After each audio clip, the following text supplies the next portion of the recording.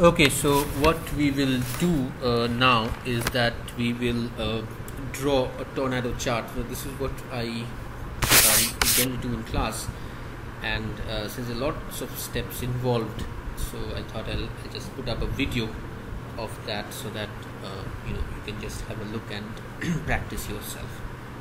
Okay, so this is that problem, retirement problem, where these are the 5 parameters which we vary, correct? For example, pre-retirement rate from 7% to 9%, from post-retirement from 4% to 6%, and so on and so forth. And this is the value of assets at the age of 80, and when the pre-retirement rate is 7%, and this is the asset value at 80 when the pre-retirement rate is 9%, and so on and so forth. Okay, so how do you draw a tornado chart? So that's what we'll do now. First, what you have to do is you have to just select this range, right?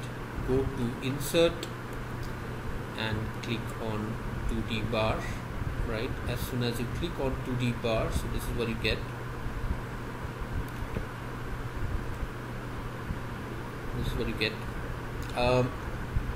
Now you can see that since all these values are positive, all the bars are to your right, which is what will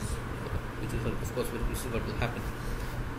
Now this is not what I exactly want. I want to look at the shift of these parameters from the base value, right?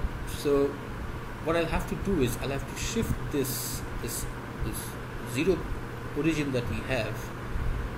The y-axis line cuts at 0, so we have to change it such that the y-axis is not cutting at 0 anymore, but at a different value, so that I'll have bars to my left and bars to my right.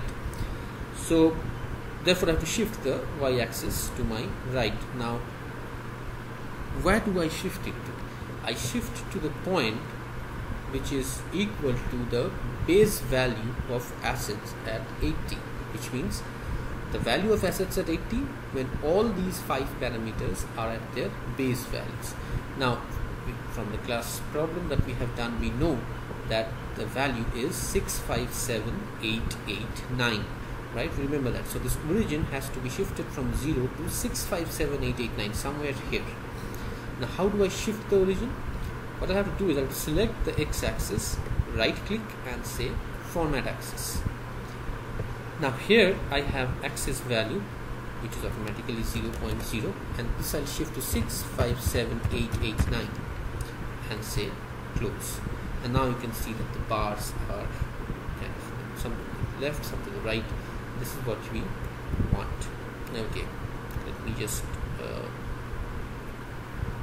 increase the size of this. Yeah. Okay, now you see there are a few things that we have to do. First is that we don't need these lines, so you can just simply select and delete these lines. Okay, then you see these 2 bars are not aligned, in the sense that they do not overlap properly, and have to do that. So what I'll do is I select any of these bars, any one of these, right click, format data series, and I make it 100% overlapped. And as soon as you do that, you can see the effect on the graph. And here the gap width you can change depending on what you want. It's absolutely up to you. And then you say close. So now your bars are aligned and properly overlapped.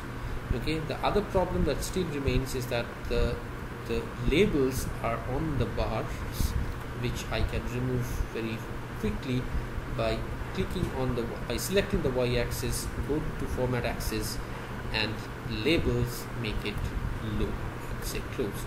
And this is what a tornado chart looks like.